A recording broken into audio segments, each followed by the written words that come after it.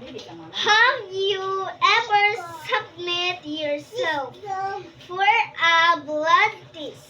What do you see after blood extraction? Blood is an example of a mixture. It is a mixture of plasma and blood cells. Just by looking, do you think you can identify the components of blood? Some mixtures are made up of very tiny components which can not be easily identified.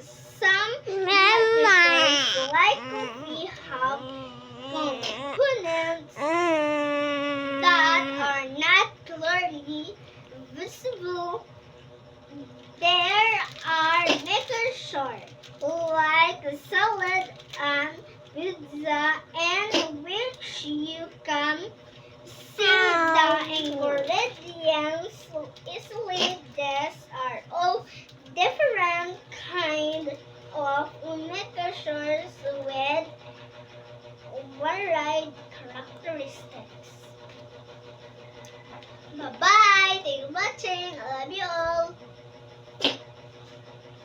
Mwah.